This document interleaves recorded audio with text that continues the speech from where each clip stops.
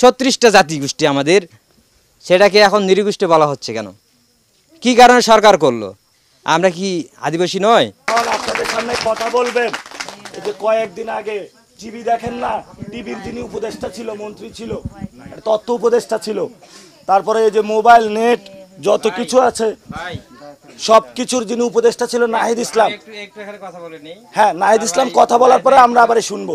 Fascist Hasina সরকার পলায়ন করার পরে, যেদিন পলায়ন করে, সবথেকে দুঃখজনক বিষয় হলো যে আমাদের দিনাজপুর জেলার বুকে সিদা কানুর যেটা ভাস্কর্য ছিল সেটাকে ভেঙে ফেলা হয়েছে। সেটা কে ভাঙলো? কোন দুষ্কৃতিকারী দল? সেটা কি আওয়ামী লীগ ভাঙলো? আওয়ামী লীগ তো সেদিন মাঠে ছিল না। কোন দল ভাঙলো? আমার একটা প্রশ্ন। সেটি সংস্কার করার জন্যে আমরা 10-12 দিন পরে একটা দিনাজপুরে মিছিল করছিলাম, সেটি যাতে পুনরায় মেরামত করা হয়।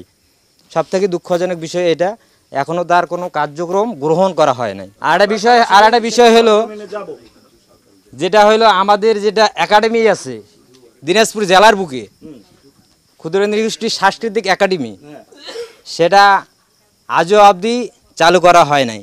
যে কারণে আমরা এই যে নৃগোষ্ঠীরা বসবাস করতেছি দিনাজপুর জেলার বুকে, আমরা মনে করেন সদর উপজেলায় ভোটারে আছি 16,500, এই সদর উপজেলায়, শুধু সদরে। তাহলে পুরো জেলায় আমরা কতগুলো আছি? আমাদের একটা কালচারাল, সাংস্কৃতিক আচার আচরণ, অনুষ্ঠানের একটা একাডেমি করে দিছে, একাডেমিটা আজও অবধি চালু হলো না। তাহলে আমাদের কালচারাল তো সব বিলুপ্তির দিকে। আমাদের ভাষা সংস্কৃতি এগুলা কিভাবে রক্ষা হবে? আমাদের দাবি হলো যে নাহিদ ভাই যেহেতু এখানে আসছে নতুন সংগঠন নিয়ে, এনসিপি, জাতীয় নাগরিক কমিটি, আমার সবথেকে অনুরোধ লাগলো এগুলো বিষয়ে একটু দেখবেন। আর একটা বিষয় হলো যে কোনো এক সরকার আমাদের আজও অবধি ব্রিটিশ যেটা আইন পাশ করে গেল যে আদিবাসী সাঁওতাল, গারো, চাকমা, খেয়াং, খেজুর, অনেক প্রায় 36টা জাতিগোষ্ঠী আমাদের, সেটাকে এখন নৃগোষ্ঠী বলা হচ্ছে কেন? কি কারণে সরকার করলো? আমরা কি আদিবাসী নয়?